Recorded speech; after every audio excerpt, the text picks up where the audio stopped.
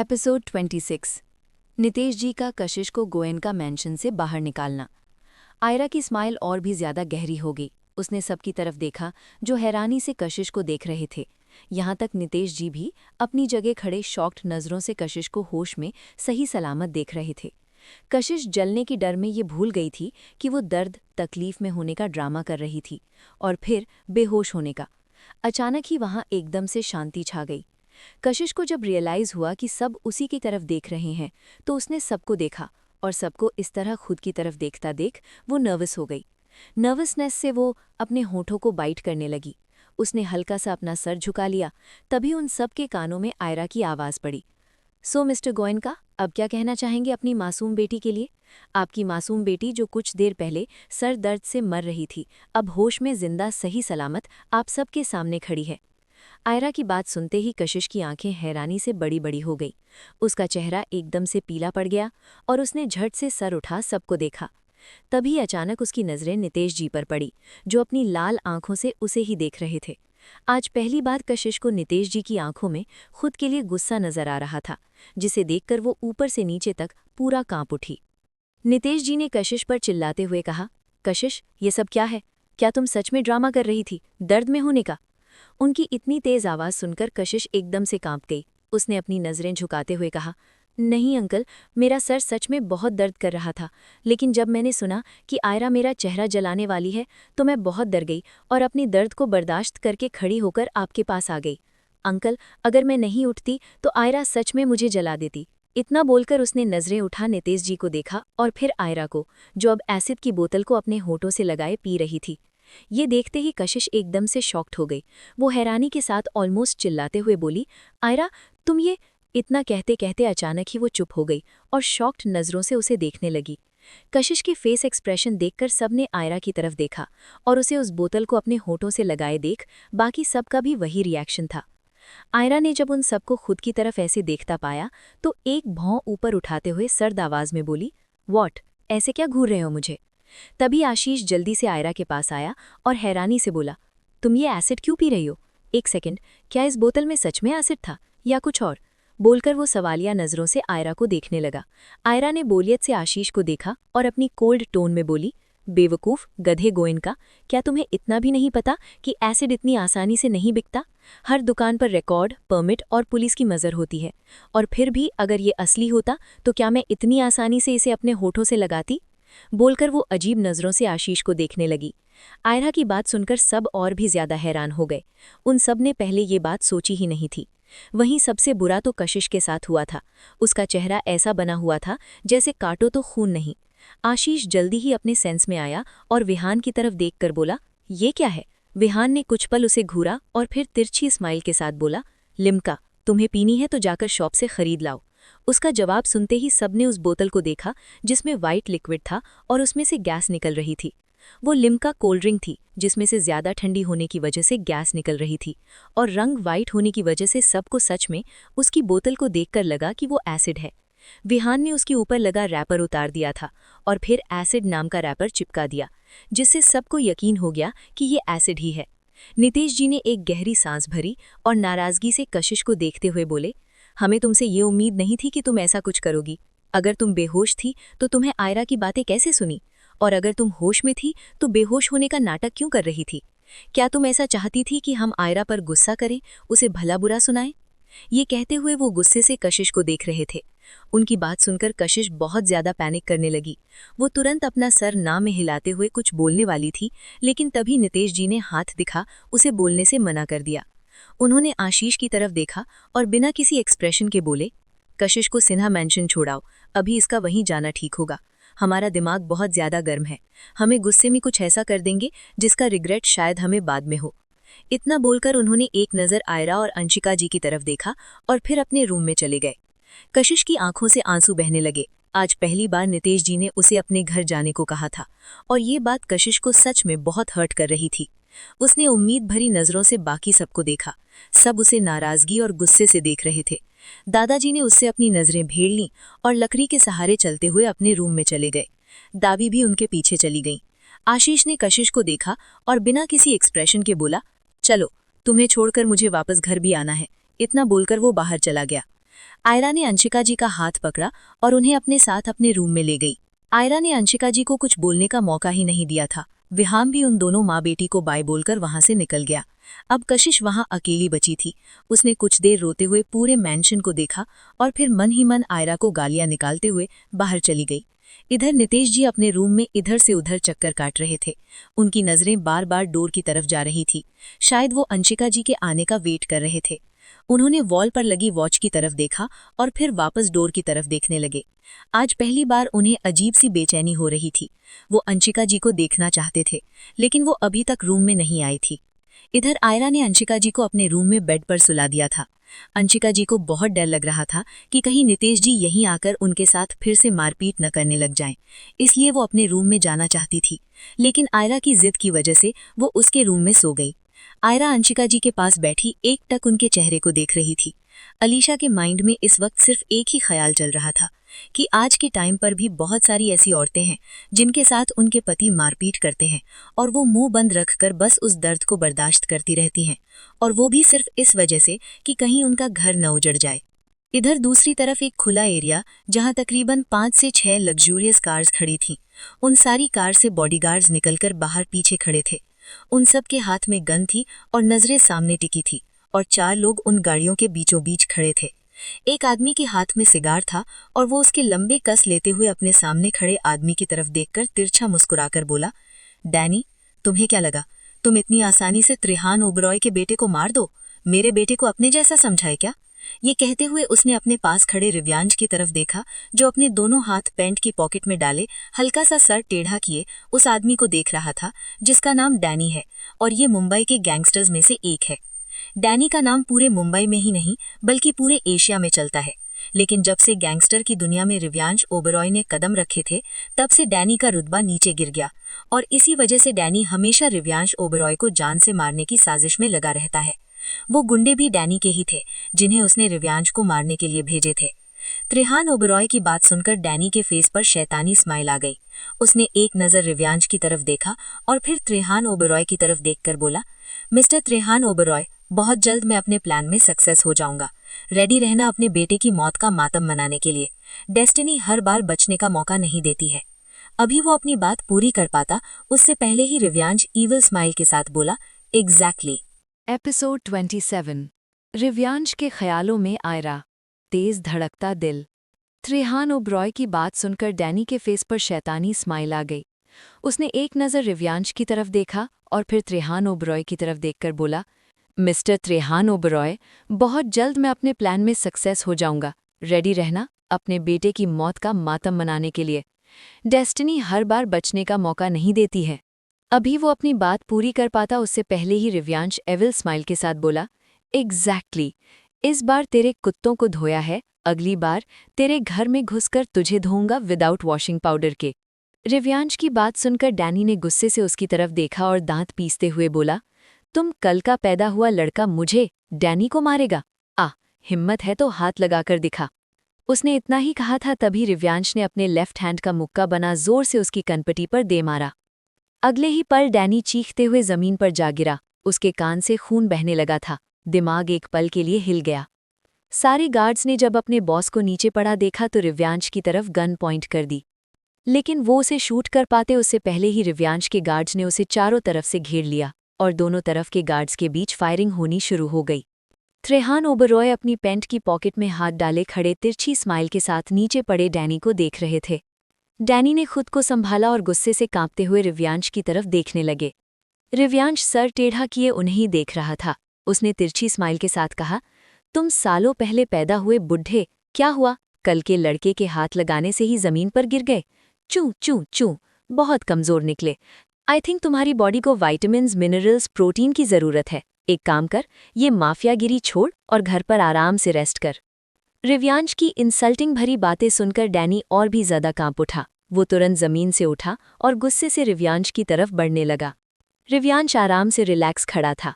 Danny रिव्यांश के करीब आया और एकदम से उसके गले पर हाथ डालने वाला होता है, लेकिन इसका हाथ रिव्यांश के गले को टच करता उससे पहले ही उसने उसके हाथ को पकड़ लिया। डैनी गुस्से से कभी अपने हाथ को देख रहा था तो कभी रिव्यांश के चेहरे को। रिव्यांश तिरछी स्माइल के साथ उसे देखने लगा। दूसरे ही पल वो हल्का सा डैनी के चेहरे पर झुका और एटीट्यूड से बोला, मैंने सोचा था कि तुझे थोड़े दिन और जीने देता हूँ, लेकिन तुझे नर्क में जाने की कुछ ज्यादा ही जल्दी है। चल, आज तेरा ये इंतजार खत्म करता हूँ। ये कहते हुए वो हल्का सा उसकी गर्दन पर झुका। डैनी हैरानी से रिव्यांश को देखने लगा। उसकी गर्म सांसें उसे अपनी गर्दन पर बहुत अच्छे से महसूस हो रही थीं। तभी अचानक डैनी की जोरदार दिल दहला देने वाली चीख वहां गूंज उठी। वो जल्दी से रिव्यांश के सर को अपने गर्दन से हटाने की कोशिश करने लगा, लेकिन वो जितना रिव्यांश के सर को खुद से दूर करता, रिव्यांश उतने ही ज्यादा गहराई में अपने दांत उसकी गर्दन के अंदर धंसा रहा था। रिव्यांश के आगे के दांत पूरी तरह डैनी की गर्दन में धंसे हुए थे। अब वहां से खून बहने लगा था और मांस के टुकड़े भी दिखने लगे थे। डैनी की आंखें फटी की फटी रह गईं और उसकी गर्दन से बहता वो ताज़ा लाल खून उसके कपड़ों के अंदर जाने लगा। मांस का एक बड़ा टुकड़ा रिव्यांश के दांतों के बीच फंसा हुआ था और अब उसने वो टुकड़ा अपने होठों से दूर फेंका। रिव्यांश के होठों पर खून लगा था। उसने अपनी पैंट की पॉकेट से रुमाल निकाल होठों को साफ किया और सर टेढ़ा कर रिव्यांश को देखा, जिसकी आंखें दर्द से लाल हो गई थीं। अगले ही पल रिव्यांश ने अपना हाथ गर्दन के उसी हिस्से पर रखा जहां से खून बह रहा था और उसने काटा था। डैनी एक बार फिर तड़प उठा। आह! वो दर्द में तड़पते हुए चिल्लाया, डोंट टच मी। लेकिन रिव्यांश को उसके दर्द से रत्ती भर फर्क नहीं पड़ रहा था। त्रेहान ओबरॉय अपना सिगार एंजॉय करते हुए आराम से अपनी आंखों के सामने का ये भयानक नज़ारा देख रहे थे। रिव्यांश डैनी के दर्द से तड़पते चेहरे को देखते हुए अपनी उंगलियों को उसकी गर्दन के अंदर धंसाने लगा, जिससे अब वहां से और भी तेजी से खून बहने लगा था। डैनी खुद को बचाने के लिए कुछ नहीं कर पा रहा था। दर्द हद से ज्यादा बढ़ने लगा। डैनी अपने पैरों पर खड़ा ना रह सका और उसके घुटने जमीन पर टिक गए। तभी अचानक रिव्यांश ने उसकी गर्दन को एकदम से फाड़ दिया, जैसे डैनी कोई इंसान नहीं, कागज का टुकड़ा हो। खून की तेज धारा बहते हुए नीचे गिरने लगे। डैनी बेजान सा होकर जमीन पर गिर गया। उसकी आंखें खुली थीं और अब नाक और मुंह से खून बहने लगा था। त्रेहान ओबरॉय ने रिव्यांश के कंधे पर हाथ रखा और डैनी को देखते हुए बोले, बेटा, अब छोड़ दो, ही इज डेड। अपने डैड का ऑर्डर मिलते ही रिव्यांश ने झटके से अपना हाथ बाहर की तरफ खींचा। उसका वो हाथ पूरा खून से रंगा हुआ था। डैनी के सारे गार्ड्स भी मारे जा चुके थे और कुछ गार्ड्स त्रेहान ओबरॉय के भी मर चुके थे। त्रेहान ओबरॉय ने रिव्यांश के कंधे पर हाथ रखा और उसे अपने साथ कार के अंदर ले गए। रिव्यांश ने हल्का सा सर टेढ़ा कर मरे हुए डैनी को देखा और उसके होठों की वो तिरछी स्माइल और भी ज्यादा लंबी हो गई। कुछ पल में सारी कार्स वहां से निकल गईं। रिव्यांश आराम से बैक सीट पर अपना सर पीछे टिकाए आंखें बंद किए बैठा था। उसके फेस पर एक भी एक्सप्रेशन नहीं थे। लेकिन तभी अचानक ही उसकी आंखों के सामने आयरा का खूबसूरत, गुस्से से भरा चेहरा घूमने लगा। रिव्यांश ने एकदम से अपनी आंखें खोली और गहरी सांसें लेने लगा। एक बार फिर उसका दिल बहुत जोरों से धड़कने लगा। वो इरिटेट होते हुए खुद में बोला, व्हाट द फक, क्या हो रहा है ये? वो मेरे ख्यालों में क्यों आ रही है? ये बोलते हुए उसने अपनी शर्ट के 2-3 बटन खोले और बाहर देखने लगा, लेकिन तभी अचानक उसके कानों में आयरा की आवाज गूंजने लगी, bloody fucking man, how can you kill someone without reason? ये वर्ड्स जो आयरा ने उससे गुस्से में कहे थे, अब रिव्यांश के कानों में ऐसे गूंज रहे थे जैसे कोई फेवरेट सॉन्ग। एपिसोड 28, कलिका सिन्हा। बहुत जल्दी आ गई महारानी, थोड़ी देर और सो लेती अपनी बेटी के साथ। रिव्यांश को अब और भी ज्यादा गुस्सा आने लगा था। गुस्से से उसने अपने हाथ का पंच बनाकर जोर से विंडो पर दे मारा। अगले ही पल कांच टूटने की आवाज पूरी कार में गूंज गई। रिव्यांश के हाथ से पानी की तरह खून बहने लगा। आगे बैठा ड्राइवर एकदम से कांप गया। उसने सर घुमा सहमी हुई नजरों से रिव्यांश को देखा, जिसका चेहरा गुस्से से लाल हो रखा था। तभी रिव्यांश की नजरें ड्राइवर पर पड़ी, जिसे देखते ही उसने अपनी कमर के पीछे से गन निकाली और सीधा ड्राइवर के सर पर पॉइंट करके बोला, ऐसे क्या देख रहे हो? क्या तुम अपनी जान से हाथ धोना चाहते हो? रास्ता सामने है या मेरे चेहरे पर तुम्हें रास्ता दिख रहा है जो मुझे देख रहे हो? अपने सर पर गन देखकर ड्राइवर एकदम से कांप गया और रिव्यांश की वो सर्द आवाज जो किसी भी रूह को कपा दे। ड्राइवर तो फिर भी आम आदमी था। ड्राइवर ने घबराते हुए कहा, I am sorry sir, please माफ कर दीजिए, अब आगे से कभी गलती नहीं होगी। ये कहते हुए वो रोने लगा। Just shut up your fucking mouth, otherwise I will kill you, Rivyansh ने अपने दांत पीसते हुए बेहद ही कोल्ड टोन में कहा, जिसे सुनकर ड्राइवर के माथे पर पसीने की बूंदें लुढ़क आईं। उसने बड़ी मुश्किल से अपने डर को कंट्रोल किया और सामने देखकर ड्राइविंग पर फोकस करने की कोशिश करने लगा। रिव्यांश ने गन को साइड में फेंका और अपना सर पीछे शीट पर टिका आंखें बंद कर ली। एक बार फिर आयरा का खूबसूरत चेहरा उसकी आंखों के सामने घूमने लगा। इस बार रिव्यांश ने अपनी आंखें नहीं खोली और बंद आंखों से ही आयरा को देखने लगा। उसके चेहरे पर अलग ही एक्सप्रेशन आ गए थे, ऐसा जुनून जो किसी को पाने के लिए किसी भी हद तक जा सकता है। अगली सुबह सिन्हा मैंशन। कशिश इस वक्त अपनी मॉम के रूम में उनकी गोद में सर रखे सिसक रही थी। कशिश की मॉम कलिका सिन्हा, जिनकी एज 40 ईयर्स है और ये एक बहुत ही घमंडी, चालाक, दूसरों का बसा बसाया घर तोड़वाने वाली औरत है। अपनी बेटी को इस तरह रोता देख कलिका का चेहरा गुस्से से कांप रहा था। उसने अपनी बेटी के सर पर हाथ फेरते हुए गुस्से से कहा, बेटा तुम टेंशन मत लो, वो लड़की तुम्हारी जगह कभी नहीं ले सकती है। जब तक तुम्हारी मॉम जिंदा है वो नितेश गोयन का कभी अपनी बेटी से प्यार नहीं करेगा। ये वादा है तुम्हारी मॉम का तुमसे। ये कहते हुए अचानक ही उसके चेहरे पर बेहद घटिया सी स्माइल आ गई। अपनी मॉम की वो स्माइल देखकर कशिश की आंखें तारों की तरह टिमटिमाने लगी। उसने खुश होते हुए कहा, सच मॉम, क्या आप मेरे साथ चलने वाली हैं?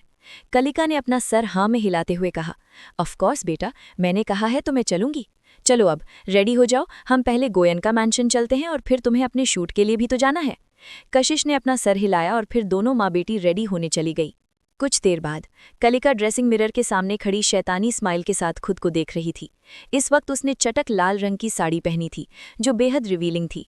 उसका ब्लाउज डीप नेक था जिससे उसकी चेस्ट झांकती हुई नजर आ रही थी। उसने साड़ी का पल्लू जानबूझकर इस तरह से डाला था जिससे उसकी चेस्ट अच्छे से नजर आ रही थी। कलिका ने चेहरे पर अच्छा खासा मेकअप किया और होठों पर न्यूड डार्क लिपस्टिक लगाकर गंदी सी स्माइल के साथ खुद को देखने लगी। उसने बड़ी अदा के साथ अपने चेहरे पर उंगलियां फिराते हुए कहा, वाह कलिका, आज तो तू कयामत लग रही है। देखना, तेरा वो पुराना आशिक तुझे देखते ही मेल्ट हो जाएगा और फिर से तुझ पर टूट पड़ेगा।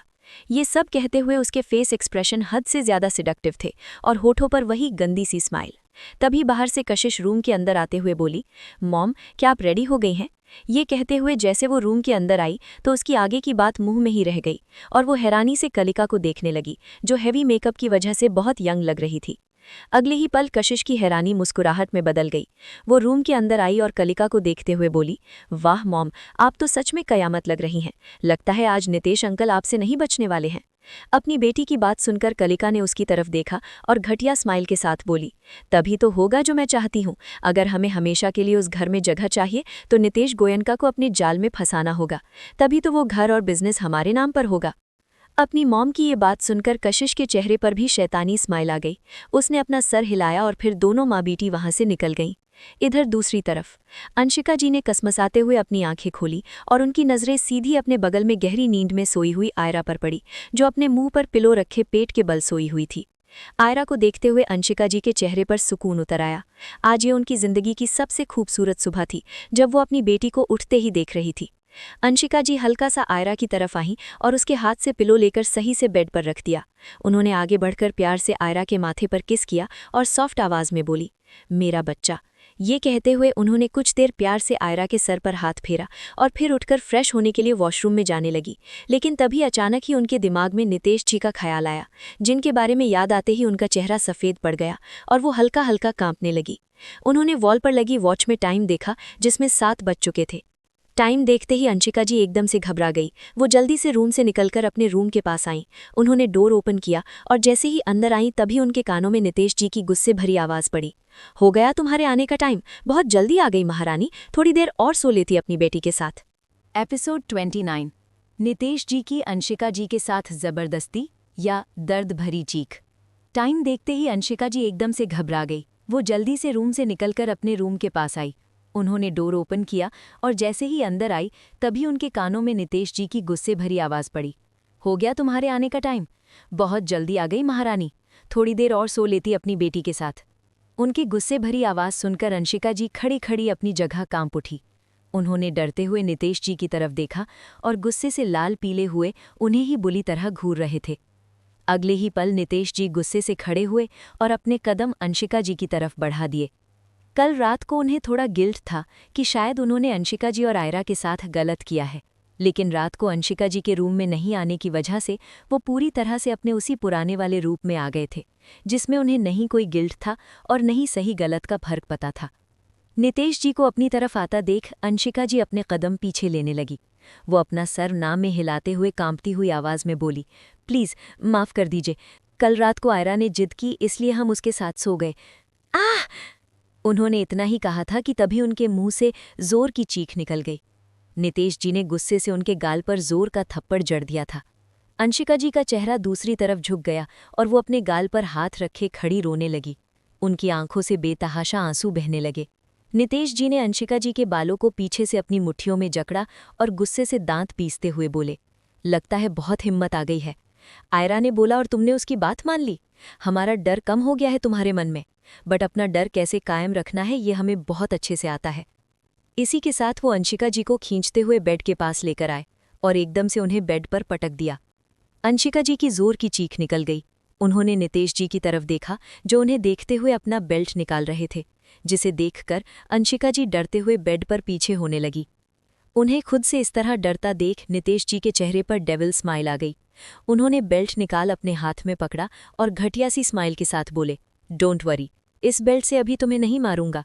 अभी अगर तुम्हें मारा तो बाहर सब देखेंगे और फिर सबको पता चल जाएगा कि मैं तुम्हारे साथ क्या क्या करता हूँ। सालों से अच्छे हस्बैंड की जो इमेज बनाई हुई है उसे मैं यूं ही खराब नहीं होने दूंगा। आज तुम्हारे साथ खेलने का मन कर रहा है, सो लेट्स प्ले। बोलकर उन्होंने झटके से अंशिका जी का पैर पकड़ अपनी तरफ खींचा, जिससे अंशिका जी चीखते हुए बेड पर लेट गईं। नितेश जी ने उनकी साड़ी का पल्लू खींचकर उसे नीचे फेंक दिया। अब अंशिका जी सिर्फ ब्लाउज और शेपवियर में थी। नितेश जी ऊपर से नीचे तक हवसी नज़रों से अंशिका जी को देख रहे थे। इस वक्त सच में वो किसी वहशी जानवर से कम नहीं लग रहे थे जो अपनी ही बीवी के साथ रेप करते हैं। अगले ही पल नितेश जी अंशिका जी के ऊपर आए और उनके होठों को कैप्चर कर लिया। उन्होंने अपना एक हाथ उनके ब्लाउज के ऊपर से चेस्ट पर रखा और उन्हें जोर से प्रेस करने लगे, जिससे अंशिका जी को दर्द होने लगा। उनकी आंखों से लगातार आंसू बह रहे थे और मुंह से एक आवाज तक नहीं निकल रही थी। तकरीबन 10 मिनट बाद नितेश जी अंशिका जी के होठों को छोड़ा और उनके ब्लाउज को ऑलमोस्ट 2 टुकड़ों में फाड़ते हुए उनके बदन से अलग कर दिया। अंशिका जी एकदम से चिल्लाई, जिससे नितेश जी ने गुस्से से उनकी तरफ देखा और फिर उनके सीने को जोर से प्रेस करते हुए बोले, चुप, अब अगर चिल्लाई तो अच्छे से तुम्हारी चीखें निकालूंगा। इसी के साथ वो झुके और उनके सीने को मुंह में भर लिया। अंशिका जी ने कस के अपने होठों को दांतों तले दबा लिया। उनकी आंखों से आंसू रुकने का नाम नहीं ले रहे थे। इस वक्त उन्हें खुद से नफरत हो रही थी कि उन्होंने एक ऐसे इंसान के साथ जिंदगी बिताई है जो उन्हें कचरे से ज्यादा कुछ नहीं समझता है। नितेश जी बहुत ही ज्यादा वाइल्डली उनके सीने को सक कर रहे थे, जिससे अंशिका जी को दर्द हो रहा था। नितेश जी उनके सीने को बहुत जोर से प्रेस कर रहे थे, जिससे अंशिका जी की पकड़ बेडशीट पर कस गई। उन्होंने सिसकते हुए अपना सर ऊपर उठा लिया। कुछ देर उनके दोनों चेस्ट के साथ खेलने के बाद उन्होंने शेपवेयर की डोरी खोली और उसे उनके बदन से अलग कर दिया। अब उनके सामने वो अपनी रेड कलर की पैंटी पहनी थी। नितेश जी ने उनके दोनों पैरों को पकड़ स्प्रेड किया और घटिया सी स्माइल के साथ उन्हें देखने लगे। वो उसी घटिया स्माइल के साथ बोले, मानना पड़ेगा, शादी के इतने साल बाद भी आपका फिगर किसी अप्सरा से कम नहीं है। ये कहते हुए उन्होंने एकदम से अपनी एक उंगली से उनके अंदर हलचल करना शुरू कर दिया, जिससे अंशिका जी की कमर ऊपर की तरफ उठ गई। नितेश जी ने उनके बदन पर बचा वो आखिरी कपड़ा भी निकाल दिया, जिसे देखकर उनके अंदर का जानवर जाग उठा। कुछ ही देर में पूरे रूम में अंशिका जी की सिसकियां और रह रहकर चीखने की आवाज़ें गूंजने लगी। नितेश जी उनके दोनों पैरों को अपने कंधे पर रखा हुआ था और वो बहुत ज्यादा वाइल्डली उनके साथ इंटीमेट हो रहे थे। अंशिका जी बेजान सी बिस्तर पर पड़ी थी। उनके चेहरे पर एक भी एक्सप्रेशन नहीं थे। आंखें सुर्ख लाल हो रखी थी और गाल पर थप्पड़ के निशान साफ नजर आ रहे थे। इधर दूसरी तरफ आयरा ने धीरे धीरे अपनी आंखें खोली। तभी उसकी नजरें खाली बिस्तर पर पड़ी, जिसे देखते ही उसने अपनी तीखी नजरें घुमा पूरे रूम को देखा। रूम खाली था। उसे कहीं अंशिका जी नजर नहीं आई, जिससे उसका चेहरा काला पड़ गया और आसपास का ऑरा काफी सर्द हो गया। वो उठकर बैठ गई और अपने बालों को बांधते हुए खुद से बोली, अगर फिर से इस नीतीश गोयनका ने कुछ किया होगा ना तो आई स्वेर ये आदमी जिंदा नहीं बचेगा। इतना कहते हुए वो उठी और सीधा रूम से बाहर निकल गई। आज के लिए बस इतना ही। मिलते हैं नेक्स्ट पार्ट में। एपिसोड 30। उस घटिया आदमी ने आप पर हाथ उठाया ना? आयरा अपनी रूम से निकलकर सीधा बाहर आई। उसने इधर उधर देखा और तभी उसकी नजरें सीधा नितेश जी के रूम पर पड़ी, जिसका डोर बंद था। अगली ही पल आयरा ने अपने कदम उनके रूम की तरफ बढ़ा दिए। वो डोर के पास आई और जोर से अपना हाथ उस पर मारते हुए बोली, मॉम, क्या आप इस रूम में हो? मैंने रात को मना किया था ना आपको इस घटिया नितेश गोयनका के रूम में आने से, तो फिर आप क्यों इस रूम में आई? मुझे पता है आप यहीं हो। Open the door. मॉम, आप सुन रही हैं? ये कहते हुए वो गुस्से से डोर पीट रही थी। रूम के अंदर नितेश गोयनका अभी भी अंशिका जी के साथ अपनी हैवानियत दिखा रहे थे। आयरा की आवाज़ सुनकर उन्होंने रुककर गुस्से से डोर की तरफ देखा और दांत पीसते हुए बोले, क्या इस लड़की को इतनी सुबह सुबह भी चैन नहीं है? ये सब तुम्हारी वजह से हो रहा है। ये इतनी बिगड़ गई है कि अपने बाप का नाम भी इतनी बदतमीजी से लेती है, जैसे मैं इसका बाप नहीं बल्कि इसका कोई नौकर हूं। कहते हुए उन्होंने अपनी लाल आंखों से अंशिका जी को देखा, जो आंसू भरी आंखों से डोर को देख रही थी। उनका पूरा बदन पसीने से भीगा हुआ था और वो लंबी लंबी सांसें ले रही थी, जिससे उनका सीना तेजी से ऊपर नीचे हो रहा था। उन्हें अपनी बात नहीं सुनता देख नितेश जी ने जोर से पैक किया, जिससे अंशिका जोर से चिल्लाई और आंसू भरी आंखों से एकदम से उनकी तरफ देखा। नितेश जी ने गुस्से से उनके दोनों चेस्ट को अपनी मुट्ठियों में भरते हुए कहा, तुम्हारी हिम्मत कैसे हुई हमारी बातों को इग्नोर करने की? और अब से तुम आयरा से दूर रहोगी, वरना इस कमरे के अंदर तुम्हारे लिए हमसे बुरा कोई नहीं होगा। अंशिका जी ने दर्द से कस के अपनी आंखें भींच ली और रोते हुए बोली, ओके समझ गई, अब प्लीज छोड़ दीजिए, बहुत दर्द हो रहा है। ये कहते हुए उनकी आंखों से बेतहाशा आंसू बह रहे थे। तभी एक बार फिर से बाहर से आवाज आई, मॉम डोर ओपन कीजिए वरना मैं इस डोर को तोड़ दूंगी। ये कहते हुए आयरा जोर जोर से दरवाजे पर हाथ मार रही थी। आयरा की फिर से आवाज सुनकर नितेश जी ने कस के अपनी आंखें बंद कर ली। अंशिका जी डरते हुए उनके चेहरे को देख रही थी। नितेश जी ने कुछ पल बाद अपनी आंखें खोली और एक नज़र गुस्से से अंशिका जी को देखकर उनके ऊपर से उठकर वॉशरूम चले गए। उनकी जाते ही अंशिका जी फूट फूट कर रोने लगी। इस वक्त उनका मन खुद की जान लेने का कर रहा था, लेकिन अपने बच्चों के बारे में सोचकर वो ये कदम नहीं उठा सकती थी। कुछ पल ऐसे ही पड़े रहने के बाद वो बड़ी मुश्किल से उठी और अपने गाउन उठाकर पहनते हुए गला साफ करते हुए बोली, आयरा बेटा हम वॉशरूम गए हुए थे, तुम 2 मिनट रुको, आ रहे हैं। ये कहते हुए वो बड़ी मुश्किल से अपना रोना कंट्रोल कर रही थी। उन्होंने जल्दी से कपड़े पहने और बेडशीट उठा डस्टबिन में डाल दी और फिर कबर्ड से दूसरी बेडशीट बिछा दी। अंशिका जी की आवाज़ सुनकर आयरा के हाथ रुक गए। वो एकटक डोर को घूरने लगी। तकरीबन 5 मिनट बाद अंशिका जी ने डोर ओपन किया और सामने खड़ी आयरा को देखा, जिसकी आंखें गुस्से से लाल हो रखी थी। आयरा ने अंशिका जी के चेहरे को देखा, जिनकी आंखें रोने की वजह से हल्की लाल हो रखी थी और सूजन भी था, गाल लाल हो रखा था। हालांकि अंशिका जी अपनी फेस एक्सप्रेशन एकदम नॉर्मल बनाए रखने की पूरी कोशिश कर रही थी, ताकि आयरा को कुछ पता ना चले। अगर पहले वाली आयरा होती तो शायद उसको कुछ पता नहीं चलता, लेकिन ये आयरा नहीं अलीशा थी, जो सामने वाला का चेहरा देखकर बता देती थी कि इसके मन में क्या चल रहा है। अंशिका जी जबरदस्ती मुस्कुराते हुए बोली, आयरा बेटा क्या हुआ, इतनी सुबह सुबह कैसे उठ? उन्होंने इतना ही कहा था, तभी आयरा ने अपने गुस्से को कंट्रोल करके बेहद ही ठंडी आवाज में पूछा, उस घटिया आदमी ने क्या किया है आपके साथ? ये कहते हुए उसकी नज़रें अंशिका जी के गाल पर टिकी थीं, जिस पर कुछ देर पहले नितेश जी ने थप्पड़ मारा था। अंशिका जी ने कुछ बोलने के लिए अपना मुंह खोला था, लेकिन आयरा का सवाल सुनकर वापस अपना मुंह बंद कर लिया। उसकी इतनी ठंडी आवाज़ सुनकर वो घबराने लगी। वो नहीं चाहती थी कि फिर से कोई तमाशा हो और नितेश गोयनका उसकी बेटी को हर्ट करे। अभी उनके पास कुछ भी नहीं था जिससे वो अपने दोनों बच्चों को लग्जरी लाइफ दे सके, उनकी विश पूरी कर सके, उन्हें संभाल सके। अगर नितेश गोयनका ने गुस्से में आकर उन्हें इस घर से निकाल दिया तो वो कहाँ जाएंगी, किसकी पनाह में रहेंगी? ये सब सोचते हुए अंशिका जी के चेहरे का रंग उड़ गया। उन्होंने आयरा की तरफ देखा और गुस्से भरे फेस एक्सप्रेशन लाते हुए बोली, आयरा ये तुम अपने डैड को किस नाम से बुला रही हो? डैड है वो तुम्हारे, तुम्हें कोई हक नहीं है उन्हें इस तरह बुलाने का। ये कहते हुए उनकी आवाज़ काफ़ी तेज थी, जो वॉशरूम के अंदर खड़े नितेश गोयनका को अच्छे से सुनाई दे गई। नितेश गोयनका के चेहरे पर गंदी सी स्माइल आ गई। उन्होंने अपनी कमर पर टॉवल लपेटा और घटिया स्माइल के साथ बोले, अब आएगा मज़ा, जब आयरा पहले की तरह अकेली हो जाएगी तो अपने आप ही इसकी सारी अकड़ निकल जाएगी। इस घर में सिर्फ हमारी ही चलने वाली है। हम इस घर के मालिक हैं और हमेशा रहेंगे, और अगर किसी ने हमसे हमारी जगह छीनने की कोशिश की तो उसका हशर बहुत बुरा होगा। ये कहते हुए उनका चेहरा गुस्से से लाल हो गया। उन्होंने अपने फेस एक्सप्रेशन नॉर्मल किए और वॉशरूम का डोर ओपन कर बाहर आ गए। आयरा चुपचाप अंशिका जी का चेहरा देख रही थी। उनकी तेज़ आवाज़ सुनकर उसे कोई खास फर्क नहीं पड़ा था, और नहीं आयरा ऐसी थी कि छोटी छोटी बातों पर रिएक्ट करने लग जाए। वो तब तक रिएक्ट नहीं करती थी जब तक सामने वाले की हद पार नहीं हो जाती थी। वॉशरूम का डोर ओपन होने की आवाज़ सुनकर ही अंशिका जी एकदम से कांप गई। उनका वो कांपना आयरा बहुत अच्छे से देख पा रही थी।